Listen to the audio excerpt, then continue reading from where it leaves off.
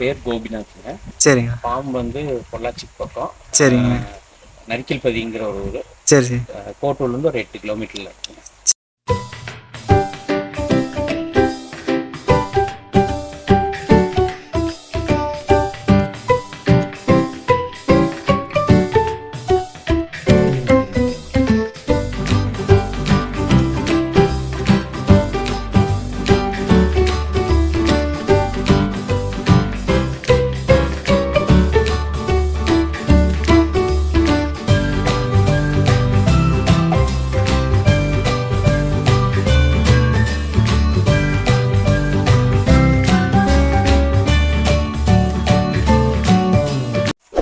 வணக்கம்ண்ணா, உங்கள் பேர் அப்புறம் நம்ம ஃபார்ம் லொக்கேஷன் எங்கே இருக்குன்னு மட்டும் சொல்லுங்கள். பேர் கோபிநாத்ங்க.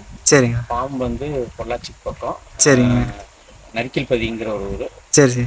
கோட்டூர்லேருந்து ஒரு 8 கிலோமீட்டரில் இருக்குங்க. சரிங்கண்ணா. நம்ம ஃபார்ம் எவ்வளோ வருஷமாக ரன் பண்ணிட்டுருக்கீங்கண்ணா? ஒரு 7 வருஷமாக பண்ணுறோங்க. சரிங்கண்ணா. நம்மகிட்ட எவ்வளோ வெரைட்டி கப்பீஸ் இருக்குங்கண்ணா? இப்போ நம்மகிட்ட ஒரு 40-50 வெரைட்டி பக்கம் இருக்குங்க. சரி. வந்து எல்லாமே அட் அ டைமில் சேலுக்கு ரெடி ஆகாது. ஒரு 20 வெரைட்டிஸ் அவைலபிளாக இருக்குது எப்போவுமே. சரி. 20னா ஆல்டர்னேட்டிவாக மாறி மாறி வரும். சரி சரி. ஒரு டைம் ஒரு செட் ஆஃப் இருக்கும், அடுத்த டைம் அதில் ஒன்று குறையும் ஒன்று மாறிட்டே இருக்குங்க. சரிங்கண்ணா. இப்போ ஆன்லைன் ஆர்டர் இப்போ தமிழ்நாடு ஃபுல்லாமே பண்ணலாங்களாண்ணா? இல்லை தமிழ்நாடு ஃபுல்லாக பண்ணலாங்க. பெங்களூர் பண்ணலாம். சரி சரி. ஆந்திரா வரைக்கும் பண்ணுறோம், ஹைதராபாத் வரைக்கும் கூட பண்ணுறோம். சரிங்கண்ணா. ஆனால் ரொம்ப லாங் போகிறப்ப ரிஸ்க் தான். கொரியரை பொறுத்தளவுக்கு முதல்ல மாதிரி கொரியர் சேஃபாக போகிறது இல்லை. சரி சரி. நம்ம சொல்லிட்டோம்னா ரொம்ப லாங்காக போகும்போது ஏதாவது பிரச்சனையாச்சுன்னா அப்புறம் நம்ம தான் அது பொறுப்பெடுத்துக்க வேண்டியதாக இருக்குது. சரிங்கண்ணா. இப்போ ஆன்லைன் ஆர்டர் பார்த்தீங்கன்னா இப்போ ஒரு பேர் இருந்தால் பண்ணுங்களா இல்லை மினிமம்? மினிமம் 2 பேருங்க. மினிமம் 2 பேர். சரி சரிங்கண்ணா. கொரியர் சார்ஜ் தனி இல்லை? Courier charges. ஓ சரிங்கண்ணா சரிங்கண்ணா. இப்போ ஒவ்வொரு வெரைட்டி அப்படி பார்க்கலாங்களா? ஃபஸ்ட்டு பார்க்க போகிறது என்ன வெரைட்டிங்கண்ணா? இது ஆல்பினோ ரெட்டுங்க. ஆல்பினோ ரெட்டுங்களாண்ணா? ஓகே ஓகேண்ணா. இது பேர் எவ்வளோங்கண்ணா? பேர் வந்து 160. சரி சரிங்க. 160 ஸ்டார்டிங். 160 தான். சரி சரி. மேக்ஸிமம் என்ன? இல்லை மேக்ஸிமம் நம்ம அவ்வளோக்கு தான் கொடுக்குறோங்க. சரி சரிங்கண்ணா. ஓகே. அடுத்து இது என்ன வெரைட்டிங்கண்ணா? இது எல்லோ கொய் கிளாஸ் பெல்லி ட்ரூங்க. பாடி ஒயிட் கொடுக்குறது அந்த ஃபீமேலில் பார்த்தீங்கன்னா ஒயிட் கொடுக்குற குட்டி அப்படியே தெரியும். ஓ. இது ப்ளூ கொய்ங்க. ப்ளூ கொய்ங்களா?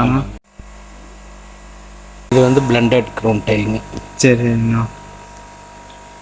இது இப்போ சேலுக்கு அவைலபிள் இருக்கு? இருக்குங்க. ஓ சரிங்க. இது கோல்டு ரிப்பனுங்க. ஓ சரிங்கண்ணா. இதெல்லாமே இப்போ சேலுக்கு அவைலபிள் இருக்கு? சேலுக்கு அவைலபிள் இருக்கு. சரிங்க.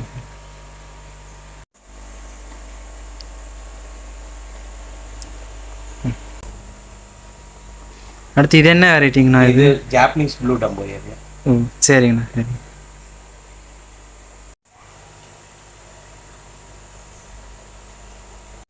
இது பர்பிள் பெரி ரிப்பனுங்க.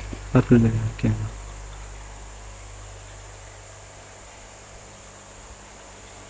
இது வந்து ஜெட் பிளாக் டம்போயர். Jet black டம்போயர். ஓகேங்கண்ணா.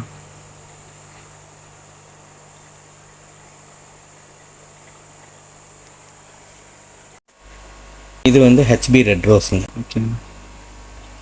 டாப் ஃபினுக்கு வருங்க மேலே, அது வந்து நல்ல அந்த ஃபேன் மாதிரி. சரி சரி. வர்றது அதோட இது. சரி.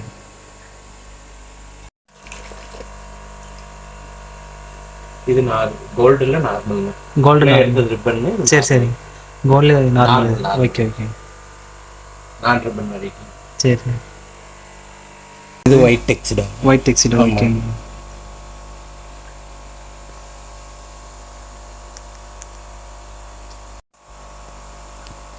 இது டிராகன் டார்க் நைட்டுங்க. ஓகே ஓகேண்ணா.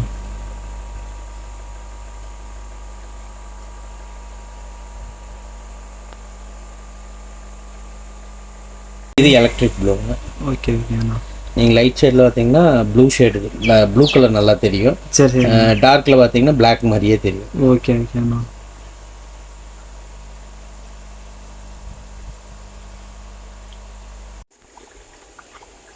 இந்த மெட்டல் ரெட் லேஸுங்க. ஓகே ஓகேண்ணா. இது எதனால் இந்த பேர் சொல்கிறதுண்ணா? இது மெட்டல்னாலே ஆஃப் பாடி வந்து ஒரு டார்க்காக தெரியுதுங்களா? ஆமாங்க. ஆஃப் பாடியிலேருந்து வருங்க. மெட்டல்னால் அந்த ஆஃப் பாடி வந்து பிளாக்காக வரும். சரிங்க. அதுக்கு அந்த பக்கம் அந்த பேட்டர்ன் வந்து லேஸ் பேட்டர்ன். ஓகே. கலர் வந்து ரெட்டுங்காட்டி ரெட் லேஸ். ஓகேண்ணா. ஓகே. இது வந்து மெடுசா ட்ராகனுங்க. ஓகே ஓகேண்ணா. இது எப்படி ஷார்ட் பாடிங்களா இல்லை ஷார்ட் பாடி? மீனே ஷார்ட்டாக தான் இருக்கும். Short tail variety. ஓகே ஓகேண்ணா. என்லர் டைப்புங்க. சரி சரி. சில்வர் ரேடோ ரெட்டுங்க. சரி சரிண்ணா.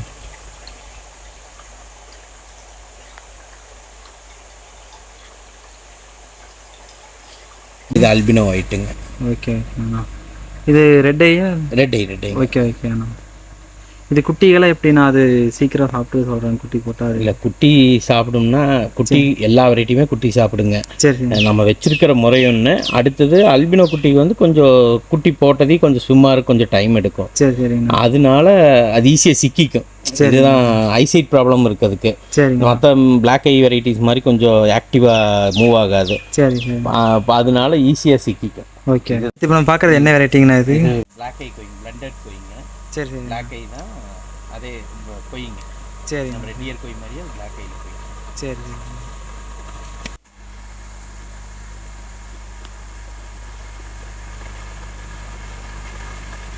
சிசர் டைலுங்க. ஓகே ஓகேண்ணா.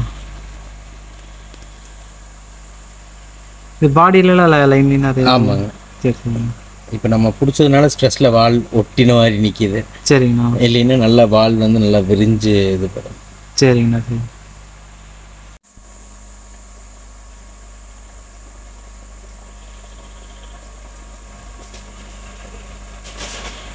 இது வந்து கொய்டம்போங்க. இது நியூ லைனுங்க. Okay okay. இப்போ புதுசாக வந்திருக்கிற லைன். ஓகேண்ணா. இது இப்போ சேலுக்கு அவைலபிள் இருக்கா? இருக்குங்க. ஓகேங்கண்ணா.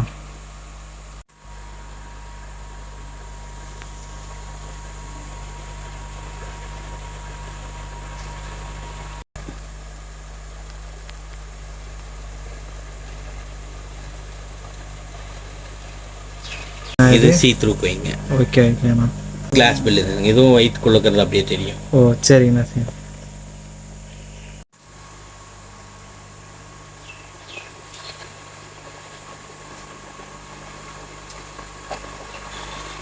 டோபஸ் ப்ளூங்க. ஓகே ஓகேண்ணா.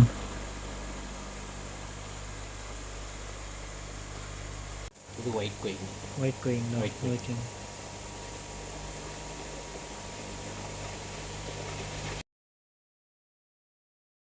வந்து பிங்க் பட்டர்ஃப்ளைங்க. ஓகே ஓகேண்ணா. மேலேருந்து பார்த்தீங்கன்னா பிங்கிஷாக தெரியும். ஓகே ஓகேண்ணா.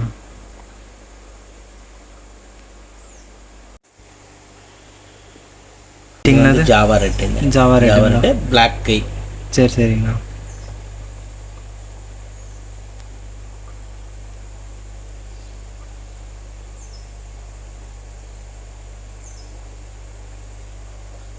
Platinum red tail dumbo. Okay ஓகேண்ணா.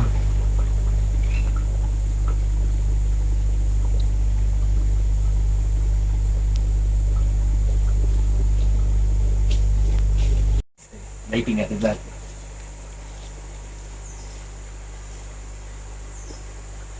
ஸ்ரீலங்கன் ஒயிட்டுங்க. ஓகே ஓகேண்ணா. இது இப்போ சேலுக்கு அவைலபிள் இருக்கா? இருக்கு. ஓகேண்ணா. என்ன வெரைட்டிங்கண்ணா? இது மெட்டல் ப்ளூங்க. Okay okay. இது மெட்டல் ப்ளூங்கிறது இது பாடி அதே தான். ஹாஃப் பாடி ஃப்ரண்ட்டில் பிளாக்காக இருக்குது பார்த்தீங்களா? அங்கே ரெட்டில் இருக்கா பார்த்தீங்க, இதில் பிளாக்கில் இருக்கும். ஓ. அந்த பாடிக்கு மேலே வந்து பேட்டர்ன். ஓகே. இது மெட்டல் ப்ளூ டெயில். சரி. இது டைமண்ட் ப்ளூங்க. Diamond blue.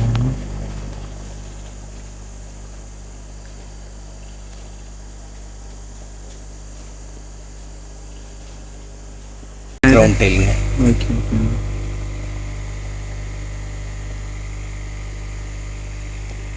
இது ரெட் டைகருங்க. ரெட் டைகருங்க. ஓகே. Round tail. ரவுண்ட் டெயிலுங்க. மீனே ஷார்ட் ரெண்டில் டைப் தான். Okay okay.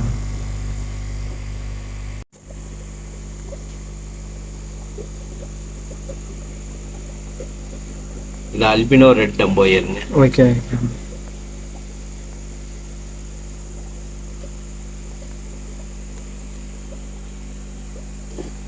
Chilli mosaic dumbo ear. Chilli mosaic dumbo ear. Okay.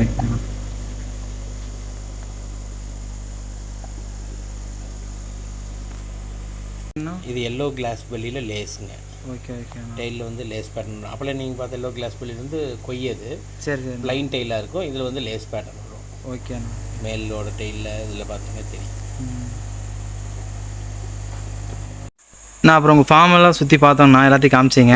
அப்புறம் பார்த்தீங்கன்னா இப்போ ஒவ்வொரு தொட்டிலையும் பார்த்தீங்கன்னா செப்பரேட்டாக அந்த பிளாஸ்டிக் ட்ரே வச்சுருக்கீங்க, அது எதுக்காக வச்சுருக்கீங்கண்ணே? ப்ரீடிங் கேஜுங்க. ஓகே ஓகேண்ணா. நம்மளுக்கு வந்து குட்டிக வந்து இப்போ பேரண்ட்ஸ் நிறையா இருக்கிறப்ப நம்ம என்னென்னா ஒவ்வொன்றையும் நம்ம தனித்தனியாக பிடிச்சி ப்ரீடிங் நெட்டில் போட்டு எடுக்கிறது கஷ்டங்க. சரிங்கண்ணா. அதனால நம்ம இந்த மாதிரி ஹைடிங் ஸ்ப்ளேஸ்க்காக இந்த மாதிரி ப்ரீடிங் கேஜ் வச்சிட்டோம்னா குட்டிக்கு போட்டுச்சுன்னா ஆட்டோமேட்டிக்காக அந்த குட்டிக்கு மற்ற மீன் சேஸ் பண்ணும்போது ஒளியற்காக இந்த கேஜுக்குள்ளே வந்துடும். Okay okay. நாம இதுலேருந்து மட்டும் கலெக்ட் பண்ணிக்குவோம் குட்டியை. ஓகே. இதில் பார்த்தீங்கன்னா இதுக்குள்ள குட்டிக்கு வந்துடும். வந்து இதுக்குள்ள இருக்கிற குட்டியை நம்ம அப்படியே கலெக்ட் பண்ணி எடுத்துக்குவோம். டெய்லி கலெக்ட் பண்ணி டெய்லியுமே கலெக்ட் பண்ணுவோம். நேரமே பார்ப்போங்க. நம்ம அதுலேருந்து குட்டியை கலெக்ட் பண்ணிங்க. சரிங்கண்ணா. இப்போ இது ஒவ்வொன்னோட பேரண்ட் டேங்க்கு ஒவ்வொரு தனித்தனி டப்பு வச்சுருப்போம். சரி சரிங்கண்ணா. இப்போ அதை எடுத்து அந்தந்த இப்போ இது நீங்கள் பார்க்குற எல்லா வெரைட்டிலையுமே அந்தந்த வெரைட்டியோட குட்டிக்கு அது இதில் அண்ணன் இருக்கும். ஓகே. ஒரு இதில் வந்து பார்த்தீங்கன்னா ஒரு மேக்ஸிமம் 1 வீக் வரைக்கும் இதில் இருக்கும். சரிங்கண்ணா. 1 வீக் கலெக்ட் ஆன குட்டி வந்து நீங்க அங்க ட்ரேஸ் பாத்தீங்கல்ல, ஆமாங்கண்ணா, அந்த ட்ரேக்கு வந்து ஷிஃப்ட் பண்ணிடலாம். Okay okay. அதுல வந்து ஒரு ட்ரேக்கு வந்து அதிகபட்சம் ஒரு 120 குட்டி வரைக்கும் விடலாம். அதுலயும் வந்து மேக்ஸிமம் வந்து ஒரு 10 டேஸ் தான். இதுல ஒரு 1 வீக், அதுல ஒரு 10 டேஸ். சரி சரி. இந்த ஒரு 15 டேஸ் வரைக்கும் வந்து நம்ம என்ன பண்ணுவோம்னா ஆர்டிமியா மட்டும் தான் ஃபீட் பண்ணுவோம். ஓ சரி. அந்த குட்டிகளுக்கு அதுக்கப்புறம் அப்படியே பெல்லட்டுக்கு மாத்திடுவோம். அப்புறம் நம்ம வேற அந்த பெரிய டப்ல இல்ல அங்க டேங்க்ஸ் இருக்குங்க, ரிங் டேங்க்ஸ் இருக்கு. சரிங்கண்ணா. அதுலயுமே நம்ம டிரான்ஸ்ஃபர் பண்ணிடுவோம். இடத்துக்கு சைஸுக்கு தகுந்த மாதிரி இடம் மாத்திட்டே இருப்பாங்க. சரி சரிங்கண்ணா. அப்புறம் நம்ம பாண்ட் இருக்கு, அதுக்கு கவுண்ட் அதிகமா இருந்தா அதுக்கும் கொண்டு போயிடும். ஓகே. முடிஞ்ச அளவுக்கு அல்பினோ வெரைட்டி வந்து நம்ம இண்டோர்லயே தான் பண்ணுவாங்க. சரி. டபுள்லயே தான் நிறுத்திக்குவோம். வெளியே கொண்டு போக மாட்டோம். ஏன்னா கிளைமேட் ரொம்ப சென்சிட்டிவா இருக்குங்க அல்பினோ ஒயிட். சரிங்க. அடி வாங்குறதுக்கு வாய்ப்பு அதிகமா இருக்கு. அது மட்டும் நம்ம அதுல நிறுத்திக்குவோம். சரிங்கண்ணா. அது குட்டி எப்படின்னு அதை கேர் பண்றது, ஃபுட்டு இதுக்கெல்லாம்? அதான் நீங்க மேக்ஸிமம் வந்து ஒரு மொயினா இருந்தா மொயினா போடலாம். சரிங்கண்ணா. வேற ஆர்டிமியா இருந்தா ஆர்டிமியா போடலாங்க. சரிங்க. மொயினா கம்மியா பண்றவங்களுக்கும் மொயினா வந்து ஈஸியா இருக்கும். சரி. என்னன்னா அவங்க டப்பு இல்லை இதுல ப்ரொடக்ஷன் பண்ணும்போது ஒரு அளவுக்கு கிடைக்கும், அவங்களுக்கு சாட்டிஸ்ஃபை ஆன அளவுக்கு கிடைக்கும். எனக்கு மொயினா கிடைக்கிறதுக்கு என்னன்னா நான் பெரிய பாண்ட்லிங்கோட ட்ரை பண்ணேன். எனக்கு என்னன்னா அந்த ஃபர்ஸ்ட் க்ளூமிங் கிடைக்கும். செகண்ட் க்ளூமிங்குள்ள என்ன பிரச்சனைனா டிராகன் ஃப்ளை வந்துடும், மஸ்கிட்டோ லார்வா வந்துடும். இதுக்கெல்லாம் அதிகமாகும் போது ஆட்டோமேட்டிக்கா அது அந்த மொயினா கல்ச்சர் வந்து க்ளூமிங் கிடைக்கிறது இல்லை. இது அதிலே வந்து நிறைய சாப்பிடுது. நம்ம புதுசா கல்ச்சர் போட்டா தான் அந்த க்ளூமிங் கிடைக்குது. அதனால நான் என்ன பண்ணிட்டேன், எனக்கு வேலை அதிகமா இருக்கிறதுனால நான் ஆர்டிமியாக்கே போயிடுறதுங்க. மொயினா கல்ச்சர் இருக்கு இருந்தாலும் நம்ம ஆர்டிமியாக்கே போயிடுறது. ஃபர்ஸ்ட் ஒரு 20 டேஸ்னே வச்சுக்கலாங்க. பிறந்ததுல இருந்து 20 டேஸ் வரைக்கும் ஆர்டிமியா மட்டும்தான் குட்டிகளுக்கு. அதுக்கப்புறம் அப்படியே பெல்லட் ஒரு நேரம் 15 டேஸ் கண்டிப்பா ஆர்டிமியா கொடுத்துருவோம். பாக்கி 5 டேஸ் வந்து என்ன பண்ணுவோம்னா ஒரு நேரம் ஆர்டிமியா கொடுத்து ஒரு நேரம் பெல்லட் போட்டுருவோம். அப்போ அந்த பெல்லட்டுக்கு அது பழகிக்கும். அப்போ நம்ம அப்படியே பெல்லட்டுக்கு மாத்திடுவோம் முழுசா. குளிர் காலத்துல கொஞ்சம் ஆர்டிமியா கொடுத்தா கொஞ்சம் சைசிங் நல்லா இருக்குங்க. ஏன்னா குளிர் காலத்துல வந்து நார்மலாவே ஃபீடு வந்து கம்மியா எடுக்கும். அந்த நேரத்துல கொஞ்சம் லைஃப் ஃபீடு கொடுத்தா நல்லா இருக்கும். அதனால ஆர்டிமியாக்கே போயிடுறாங்க. சரி. இப்போ கப்பி வாங்கிட்டு போறவங்க இப்போ அவுட்டோர்ல வளர்த்துறது பெஸ்டா இருக்குங்களா இல்லை இண்டோர்ல வளர்த்துறது? இல்ல அவுட்டோர்ல வந்து நீங்க பிளாக் ஐ வெரைட்டிஸ்லாம் அவுட்டோர்ல வளர்த்தலாங்க. சரிங்க. இருக்காது. ரெட் ஐ பொறுத்தளவுக்கு அவுட்டோர்ல வளர்த்துனீங்கன்னா என்னன்னா டக்குன்னு மழை பெஞ்சதுனாலோ எதுனாலும் சடனா அந்த பிஹெச் டெம்பரேச்சர் இதெல்லாம் சடன் சேஞ்ச் ஆச்சுன்னா அல்பினோ வெரைட்டிஸ் கொஞ்சம் தாங்காதுங்க. சரிண்ணா. அது ஒரு பிரச்சனை. அப்புறம் சில்னஸுக்கும் கப்பி வந்து ஒரு 22 டிகிரிக்கு கம்மியா வாட்டர் டெம்பரேச்சர் ஆச்சுன்னா கப்பி கொஞ்சம் ஒயிட் ஸ்பாட் வர பிரச்சனையெல்லாம் வருங்க. அதனால ஒரு 22 வரைக்கும் நைட் நேரம் வெளியே அவுட்டோர்ல வச்சிங்கன்னா நைட் நேரம் கொஞ்சம் மூடி வைக்கிற மாதிரி இருந்தீங்கன்னா ஓகேவா இருக்கு. சரிங்கண்ணா. அது ஒரு பிரச்சனை. இப்போ நானே எல்லாமே அவுட்டோர் செட்டப் எல்லாம் குறைச்சிட்டு எல்லாமே இண்டோர் செட்டப் பண்ணிட்டு வர்றேன். ஏன்னா இப்போ கிளைமேட் வந்து இந்த 2 வருஷமாவே ஒன்றும் சரியில்லை. ஒன்றும் ஓவரா மழை பெய்யுது, இல்லை ஓவரா வெயில் அடிக்குது, இல்லை குளிர் வந்தாலும் ஓவரா குளிர் அடிக்குது. அதனால முதல்ல ஒரு 2 வருஷத்துக்கு முன்னாடி வந்த ப்ரொடக்ஷன் இப்போ இல்லை. சொல்லிக்கிற மாதிரி இல்லைங்க. அதனால கொஞ்சம் அளவுக்கு இண்டோர் செட்டப்லயே கொண்டு வந்துக்கலாம்னு பிளான் பண்ணி கொண்டு வந்துருக்கோம். சரிங்க. இப்போ ஆன்லைனில் ஆர்டர் பண்ணுறவங்க பார்த்தீங்கன்னா இப்போ ஒரு பேரோ 2 பேரோ வாங்குறாங்க. இப்போ வாங்கிட்டு இப்போ டைரெக்டாக பார்த்தீங்கன்னா ஃப்ரெஷ் வாட்டரில் விடுறாங்க. அதை பற்றி வாட்டர் கண்டிஷன் பண்ணி தான் விடணும். ஏன் சொல்கிறேனுங்கன்னா இப்போ என்னோட தண்ணி இப்போ நான் வளர்த்த தண்ணி வந்து ஒரு 350 to 500 TDS வேரி ஆகுங்க. அது எப்போனா மழை காலத்தில் வந்து ஒரு 300 TDS-ஆ இருக்கும். வெயில் காலத்தில் வந்து ஒரு 500 வரைக்கும் கூட ரைஸ் ஆகும். இந்த தண்ணியில் அது வளர்ந்துட்டு இருந்ததா நீங்கள் இப்போ கொண்டு சிலர் ஆரோ வாட்டரில் வளர்த்தலாமான்னு கேட்குறாங்க. ஆரோ வாட்டரில் வந்து அது எனக்கு தெரிஞ்சு ஒரு 60 to 120 இருக்குங்க. ஆரோ வாட்டர் கேன் வாட்டர் வாங்கி ஊற்றினாலும் இப்போ இந்த இது 400 TDS-ல வளர்ந்த மீனை கூட சடனாக அதுக்கு சேஞ்ச் பண்ணிங்கனாலும் மீன் அடி வாங்கும். அதே பிரச்சனை தான் நீங்கள் இதுவுமே இப்போ நான் ஒரு 300 to 400 TDSல வளர்த்திட்டு இருக்கிற மீனை வந்து நீங்க வந்து ஒரு 600 விட்டீங்கன்னா ஒன்றும் பண்ணாது. அதே வந்து ஒரு 500ல வளர்ற மீன் ஒரு 300 போச்சுன்னா ஒன்றும் பண்ணாது. நீங்க 500ல வளர்ந்த மீனை கொண்டு 100 TDSல சடனா சேஞ்ச் பண்ணீங்கனாலும் பிரச்சனை. அதே மாதிரி 100 TDSல இப்போ சிலர் ஆர்ஓ வாட்டர்லயே நீங்க வளர்த்துலாம்னு ஆசைப்பட்டு பழக்கிக்கலாங்க, மீனை பழக்கலாம். எப்படின்னா ஒரு கொஞ்சம் கொஞ்சமா நம்ம ஒரு ஃபர்ஸ்ட் டைம் வாட்டர் சேஞ்ச் ஒரு 20% ஆர்ஓ வாட்டரும் இந்த பழைய தண்ணி ஊற்றிட்டு, அடுத்த வாட்டர் சேஞ்சில் ஒரு 50-50 பண்ணிட்டு, அதுக்கு அடுத்துல ஒரு 75-25 பண்ணிட்டு, அப்படியே ஒவ்வொரு வாட்டர் சேஞ்சில் ஸ்டெப் பை ஸ்டெப்பாக குறைச்சிட்டு நீங்கள் ஆர்ஓ வாட்டருக்கே மீனை கன்வெர்ட் பண்ணிக்கலாம். ஆனால் ஆர்ஓ வாட்டரில் வளர்த்தல இன்னொரு பிரச்சனை இருக்கு. என்னங்கன்னா நியூட்ரிஷன் பத்தாது. ஆனால் ஆர்ஓல மினரல்ஸ் எது இருக்காது தண்ணியில.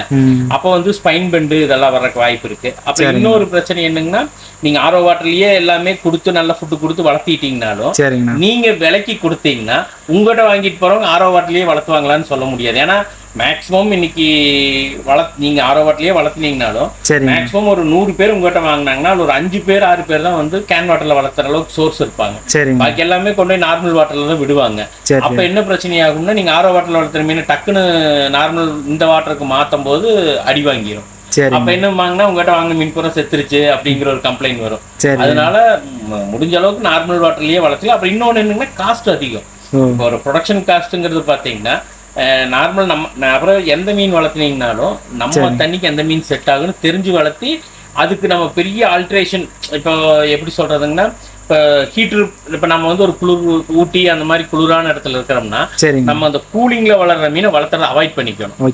இது ஹாபிக்கு வளர்த்துறவங்களுக்கு சரி ஹீட்டர் போட்டு எல்லாம் மெயின்டைன் பண்ணிக்கலாம். நம்ம கமர்ஷியலா பண்ணணும்னு நினைச்சோம்னா அதை அவாய்ட் பண்ணிட்டோம்னா பிரச்சனை இல்லை. ஏன்னா நீங்க எல்லாத்துக்கும் ஹீட்டர் போட்டு டெம்பரேச்சர் பேலன்ஸ் பண்ணி ஒயிட் ஸ்பாட் வராத பாக்குறதுக்கு அந்த கேர் பண்ற காஸ்ட் வந்து இதை விட நீங்க மீன் வளர்த்தி விற்கிறத விட அது டபுள் மடங்கு ஆயிரும்.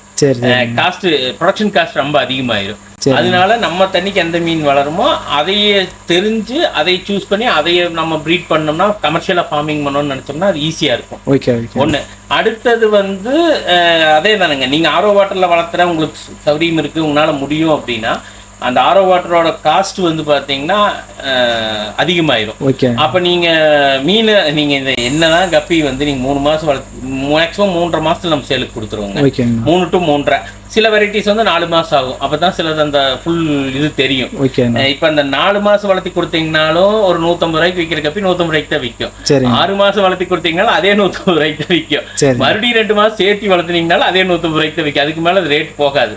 வயசு வச்சு பெரிய கப்பி ரேட் போகாது.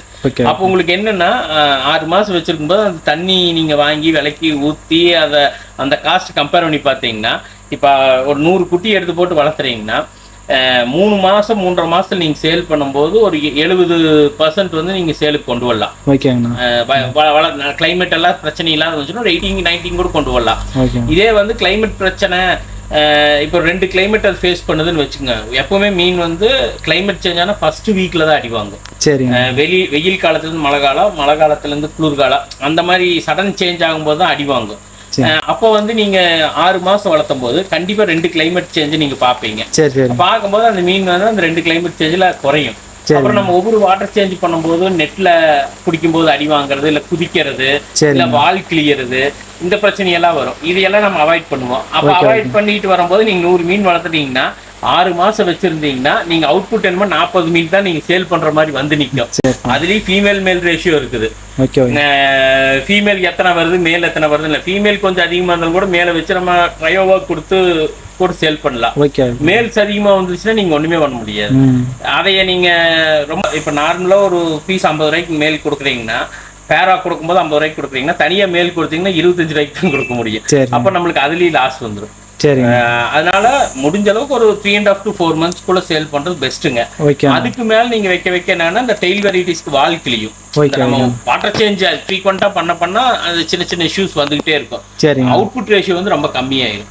அப்ப நீங்க 6 மாசம் 7 மாசம் வளர்த்தின செலவு, ஃபீட் காஸ்ட், தொட்டி கழுவுன வேலை, இதெல்லாம் கணக்கு போட்டு பாத்தீங்கன்னா அந்த மீன் வித்தீங்கன்னா உங்க லேபருக்கும் கூட கட்டாது. இதுதான் பிரச்சனை. சரிங்கண்ணா. அப்புறம் அந்த கப்பி எப்படி செலக்ட் பண்ணி எடுக்கிறோங்கிறது எப்பவுமே வந்துங்க ஃபர்ஸ்ட் டைம் ப்ரீடிங் சைஸ் எடுக்கிறது கரெக்ட்.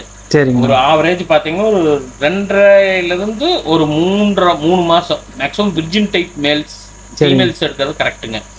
ஏன்னா நிறையா பேர் வந்து என்ன பண்ணுவாங்கன்னா, இப்போ சிலர் வந்து பேக்கிங்க்கு போகும்போது இப்போ ஃபார்மில் பண்ணுறவங்கெல்லாம் வந்து என்ன பண்ணுவாங்கன்னா, அவங்களுக்கு தெரியும் என்ன பிரச்சனை வரும்னு கப்பியில்.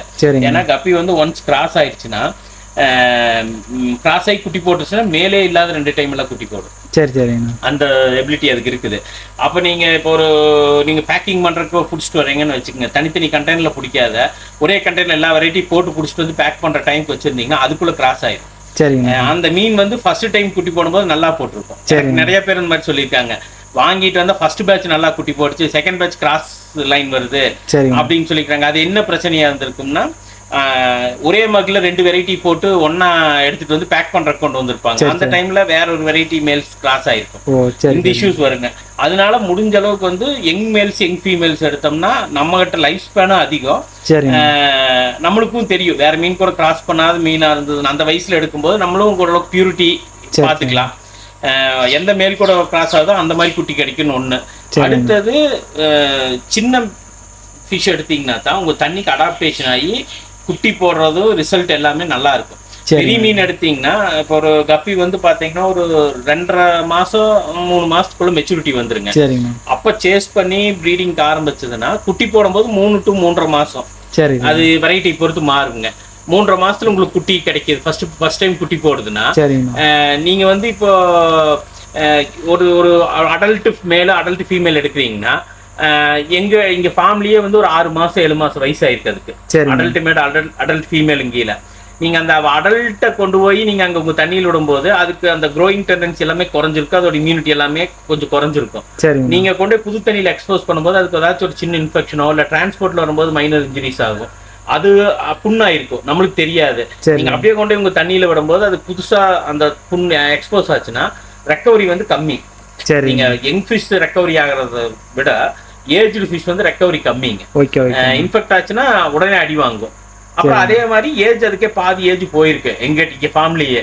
அதுக்கப்புறம் நீங்க எடுத்துட்டு போய் ப்ரீட் பண்ணி இப்போ அதான் நான் சொல்றேன், ஒரு அப்ராக்சிமேட்டா ஒரு 10 பேட்ச் நீங்க குட்டி எடுக்கிறீங்கன்னா இங்கேயே 7 மாசம் ஆயிடுச்சுன்னா உங்ககிட்ட இங்கேயே 6 பேட்ச் குட்டி போயிருக்கும்.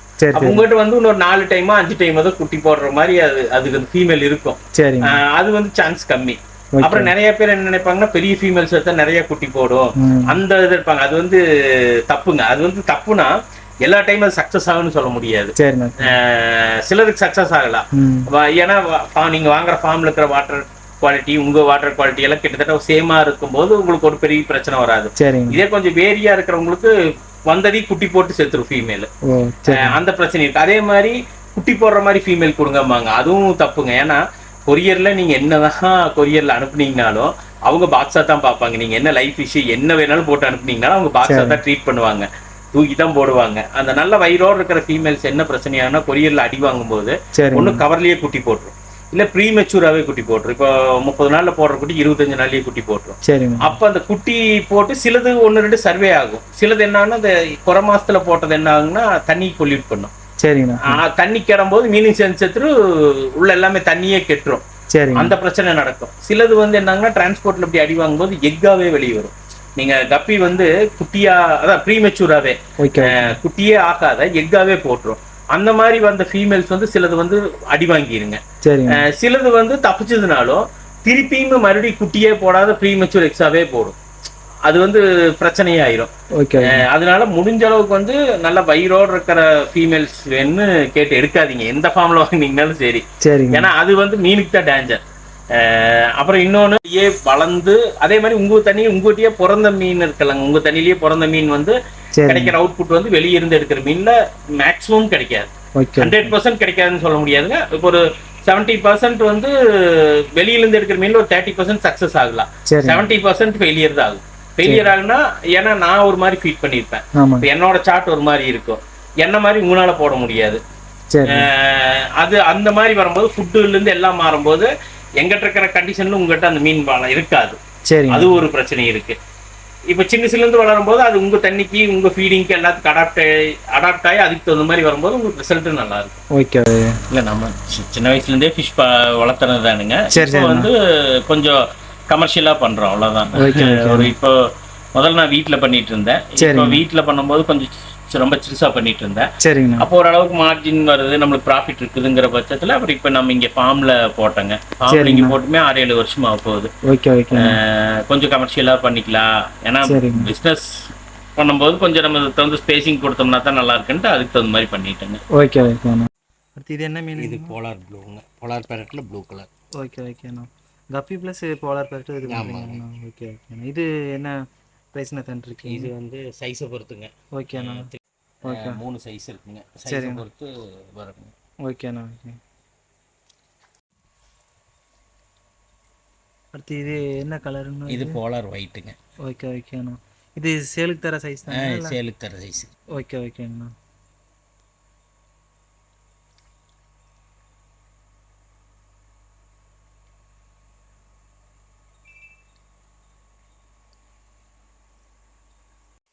போலார் பேரட்டுங்க. சரி சரி. இது என்னோட பேரண்ட் ஸ்டாக்கு. ஓகேண்ணா. இது அதிகபட்ச சைஸ் வந்து இவ்வளோதாங்க. Okay okay. Full size.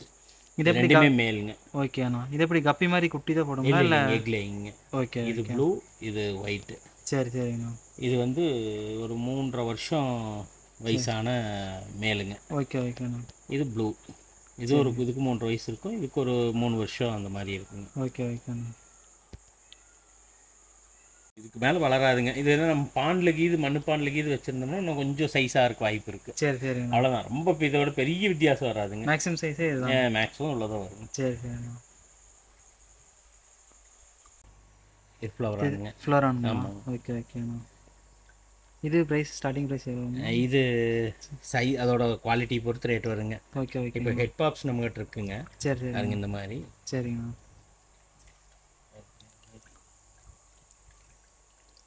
Okay ஓகேண்ணா. சைஸை பொறுத்து ரேட்டுங்க. ஓகேண்ணா. இது ஜிபிங்க. ஃப்ளவரனில் ஜிபி. Okay okay. இதெல்லாம் கலர் சேஞ்ச் ஆகுதுங்க. ஓகேண்ணா.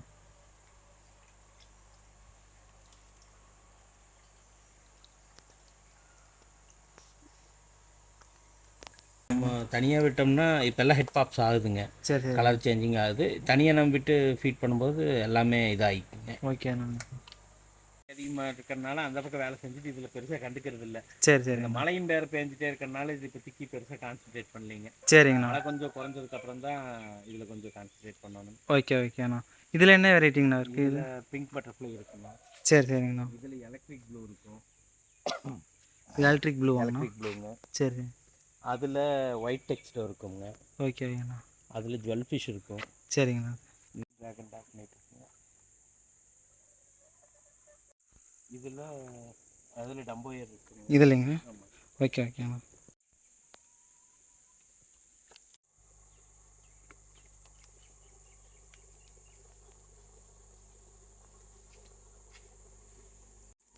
இந்த சைடு இங்கே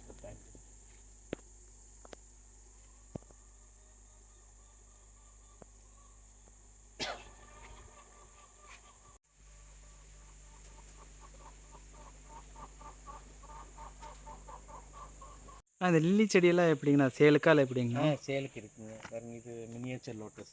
சரி சரிண்ணா. மினியேச்சர் லோட்டஸ் தானே? ஓகே ஓகேண்ணா. இது ப்ரைஸ் எவ்வளோங்கண்ணா? சரி சரிண்ணா. அவ்வளோதானுங்க. அது தெரியுதுங்கண்ணா? தெரியுதுங்கண்ணா. இது ப்ரைஸுங்கண்ணா எவ்வளோ வருங்கண்ணா? இது டியூபர் தானுங்க. 250 வருங்க. ஓகே ஓகேண்ணா. இது வந்து லில்லியில் ஒயிட் இருக்குங்க, இது பர்பிள் இருக்குங்க. ஓகே ஓகேண்ணா. இது லில்லி செடியாங்க? அது லில்லி தான். ஓகே. டபுள் ஷேடுங்க. ஓகே ஓகேங்க.